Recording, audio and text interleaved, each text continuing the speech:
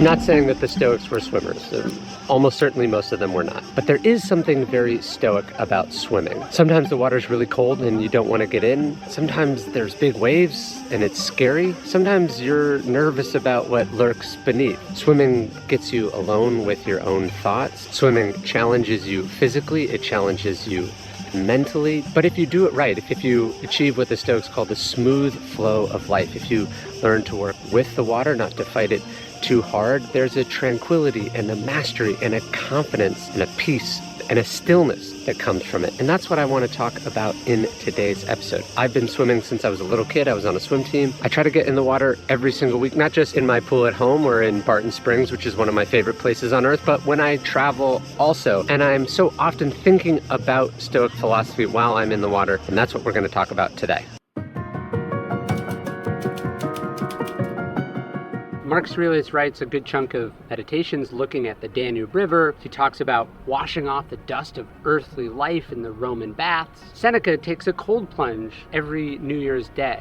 The Stoics knew that water was soothing and calm, but also invigorating and challenging. But also I found swimming to be the most meditative thing that I do in my life, where I've had most of my biggest breakthroughs as a human being trying to apply Stoicism in my life. I think there's a reason that every Zen garden has a fountain. There's something about the running of water. There's also something cleansing about water. Whether you grew up around water, whether you know how to swim, whether you don't, you gotta figure out some way to build, I think, a Stoic practice around water. Of course, it's also a life force for us. If you're not drinking water, eventually you die, right? I think there's a reason that the theme of water runs through the Stoics. What is the role that water has in your life? How is it replenishing and recharging, but also challenging and invigorating?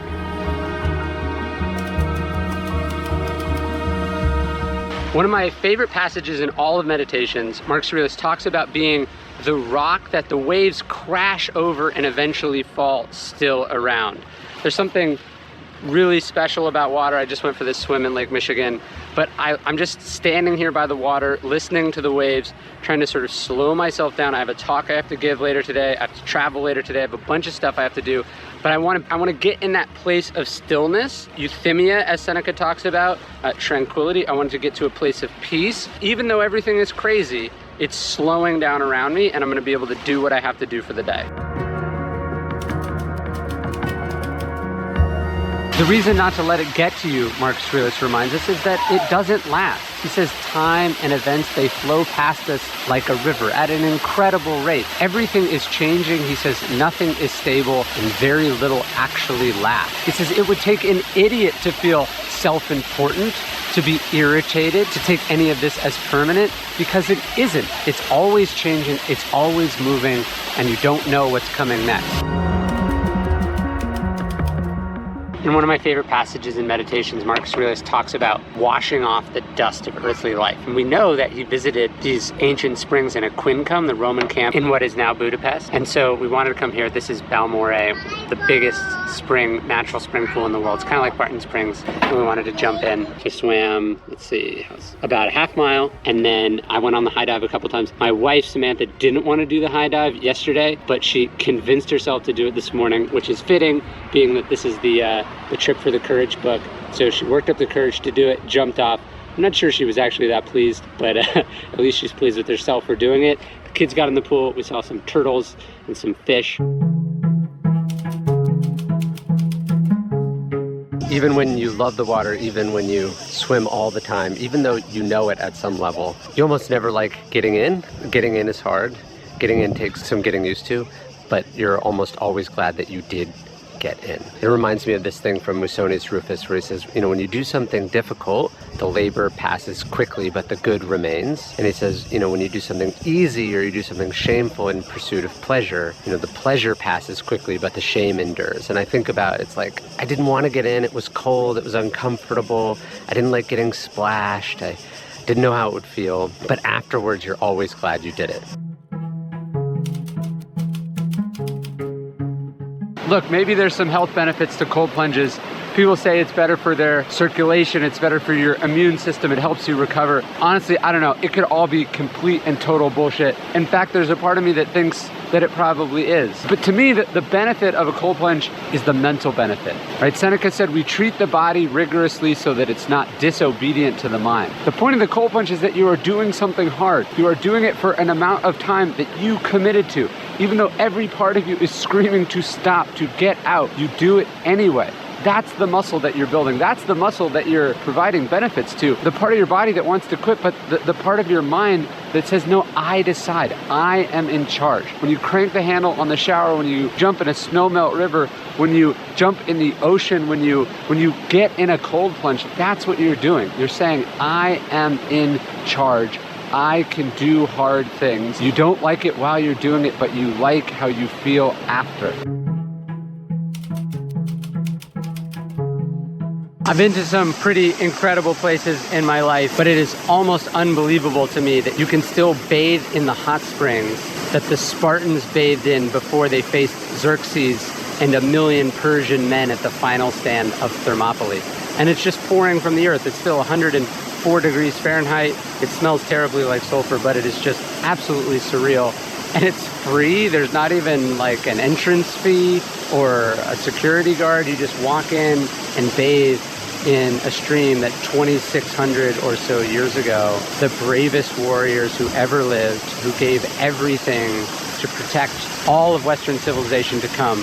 You can just get in it and wash away the dirt of earthly life, as Marcus Aurelius said. And that whole thing with Michael was interesting because it started quite benignly. Yeah. He was 12. I started working with him because we had limited pool space, like every club in America, right? The group that he was in practiced 1 time per day, and then they practiced on Sundays. That was the best attended practice. Everybody would come. Yeah. Saturday, Sunday morning, everybody thinks, oh my God, it's terrible. And there were people in the group who would, Wednesdays was the day off for them when he started. And then he got good, and I was like, well, yeah, Michael needs to be challenged. So he'd come on Wednesdays, and he was just going 7 days. Yeah. But it was like an hour and a half. It wasn't some big deal. Yeah. And he would go play lacrosse and all that stuff. And then he moved into my group, and we were still going 7 days. And we did that till he was 12, 13, 14, because he was only training 1 time per day. He wasn't training like, a lot. Then we started doing a little bit more. We put in 2 doubles a week and stayed on the Sundays because we were just doing it. And we went on a national team trip, one of his very first ones. One of the older guys were on their bus, and I don't even know how we got into this. They're like, hey, Phelps, I bet you train every day. Do you train every day? He's like, yeah. Like, he didn't know any different. Yeah. He's like, do you train on Christmas? And he was like, yeah. And on Christmas, literally, they came in and swam for 30 minutes, and we played water polo. It wasn't like a big deal, but it was just enough to kind of keep it going. And the guys were like, gave him this look that I knew that was a huge psychological advantage. Yeah. And Michael's like, we're going to keep doing this. Yeah. They were then terrified of him at that point. And then he just kept going. And, you can make the case that those 52 days a year that other people aren't training, you do that for 6 years. Sure. Picked up 6 months.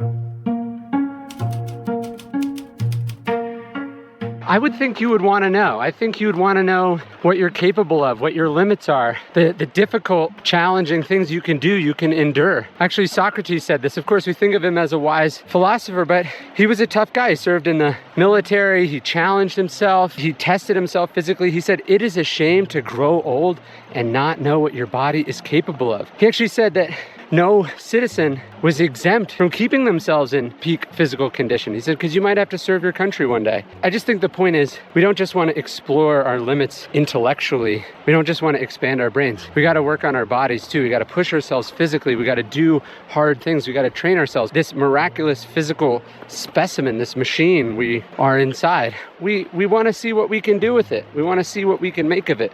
We want to see where it can take us.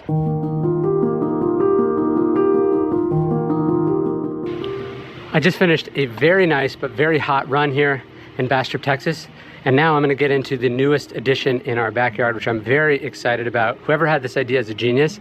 We have these tanks like all over our ranch for the cows, but the idea of turning it into a swimming pool, brilliant. The cool thing about the cowboy pool is it comes pre-assembled, no tools needed. We had them come, drop it off while I was gone, and then we came home to a new cowboy pool all set up and ready to go. There's a liner in there that keeps the pool insulated, makes for a great backrest. It's not just nice and cool during the summer, but you can heat it up in the evening or in the winter. If you've been craving affordable luxury, something real, something grounded, Cowboy Pools is it. Cowboy Pools brought a whole new kind of peace to our home. We love this thing. Highly recommend it. The cowboy pool that we have is called the Honcho. It's a sleek all-in-one soaking pool, cold plunge, or hot tub that fits into our lives. And for our listeners, Cowboy Pools is offering a rare discount. Just head to cowboypools.com/Ryan Holiday to get $325 off any Honcho Cowboy Pool package. That's cowboypools.com/Ryan Holiday for $325 off. You don't have to be an elite athlete. You don't have to be like a strong man, strong woman. You don't have to be that in order to take advantage of what your body is and what your muscles can do for you. Yeah. You know, and it was like that for Why We Swim too. Yeah. Like I wanted that book to be for people who didn't, obviously it's for swimmers, people who identify as I'm a swimmer, but for people who, even if they are afraid of the water, that we all have some relationship with water. Yeah. And in this case, we all have a relationship with our bodies. We all have a relationship with like moving through the world, which is what our muscles do. Yeah. And it's like, it's about capability. It's about action. And so like that philosophy of muscle is kind of cool to me. Like that's what I took away from the process of writing it. Yeah, there's a Roman expression, I have it in the book that I'm doing now, where they were saying like a good education should teach a child like about books and how to swim. Oh yeah, and yeah, just, right. Like, just like if you don't know those two things. That was you're like not... a moral failing if you didn't know how to swim. Yeah. But then you just read about like pretty much like right after that, just nobody learned how to swim. Yeah. Like Benjamin Franklin was considered a fucking weirdo because he knew how to swim and he would swim. Like sailors didn't know how to swim. Yes. Like you're just fishermen don't know how to swim. Yeah, it's just like I think that's kind of the point that Socrates was making. It's like you have this thing and you're just remarkably uncurious about. Imagine you make your living on the ocean and you're like, but I don't go in there. Right. Like that just seems strange. It does seem strange. It's pretty surreal. It's actually warmer in the water than it is outside right now. It's like 70, a little more than 70 in the water, and it's like, I don't know, 40 out. It's pretty freezing. I just had a 1,000,000-gallon swimming pool filled with endangered fish and soft-shell turtles, totally to myself. It was like $5 to get in here. The best things in life truly are very cheap things a lot of people take for granted. And they usually involve getting out and getting active. I'm in Lake Volyagomene in Greece, and one of the crazy parts of this insanely beautiful place is that there are these little fish in the water and they're eating the skin off of your feet. They're eating your dead skin. And it makes me think of that line from Seneca where he said, death isn't a thing that happens at the end. He says, we're wrong to think of death as something we're moving towards. He says, death is happening right now. His point is that we're dying every minute. We're dying every day. And there's something about this sensation of them eating the skin off of your body, the dead skin off of your body, that makes you realize that you are covered in death, that getting older, that falling apart, that decay. Death, it's not a thing that happens at the end. It's happening now. We're dying every minute. We're dying every second. We're falling apart every minute, every second. Entropy is working on us. Old age is working on us. Death is coming for us in little tiny pieces, in the form of fish, in the form of your hair going gray, in the form of your hair falling out, in the form of your muscles and bones getting weak. Even though we can't always perceive it, we are always aging, we are always dying. And that's the Stoic lesson of memento mori. Not just that you could go at any moment, but that you are in fact going at every moment. And that's why we have to be so conscious of how we spend our time, because the way we spend our time is how we are spending our lives. And quite literally, we are spending our life, our most precious resource, on everything that we do. And to waste it is to waste the most essential thing that there is.